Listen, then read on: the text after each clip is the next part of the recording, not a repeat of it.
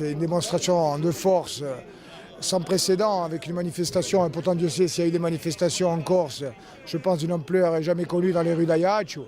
Et puis au-delà du nombre, difficile à évaluer, ce qui est frappant, c'est que malgré les conditions météorologiques, les gens sont venus de toute la Corse, de toute génération et aussi de toutes opinions politiques, parce que même s'il y avait beaucoup de nationalistes, bien sûr, il n'y avait pas que des nationalistes, et je crois que cette mobilisation sans précédent, elle est le reflet en fait des aspirations profondes de la société corse, telles qu'elles se sont également d'ailleurs exprimées hier soir dans le vote de la résolution solennelle, c'est-à-dire dire clairement aujourd'hui, voilà, nous sommes un peuple, nous existons, il faut nous reconnaître, mais ça a été dit aussi, et ça m'a également beaucoup frappé, de façon apaisée, de façon sereine, sans excès, mais avec détermination, et je crois que ce message-là, qui est un message puissant, qui avait déjà été donné à travers les urnes et qui est réitéré aujourd'hui de façon pacifique dans la rue, il doit être impérativement entendu par l'État et notamment par le président de la République. La première légitimité en démocratie, elle est donnée par le suffrage universel, et cette légitimité-là, elle nous a été conférée avec une ampleur sans précédent en décembre dernier, même si nous avons conscience que nous ne représentons pas tous les Corses et que toutes les opinions doivent être prises en considération.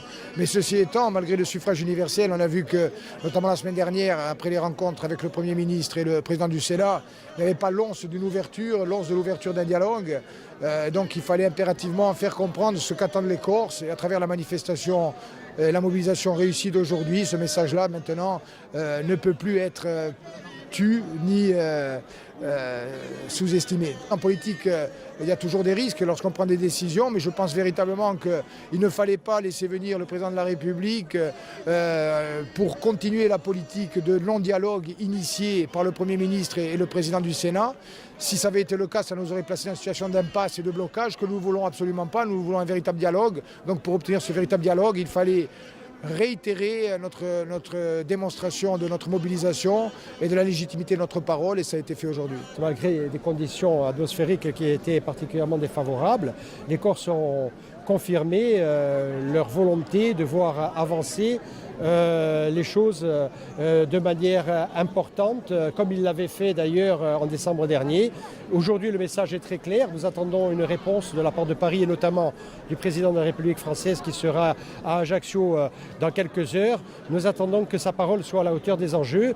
En tout cas, il a tous les éléments pour se déterminer désormais. Aujourd'hui, c'est vrai, la façon dont Paris réagit face à l'élection de décembre dernier, face à tout ce qui a été dit, ce qui a été demandé depuis, n'est pas une manière de réagir à la hauteur des enjeux. Ce qui nous a été dit également il y a quelques jours à Paris n'est pas à la hauteur des enjeux.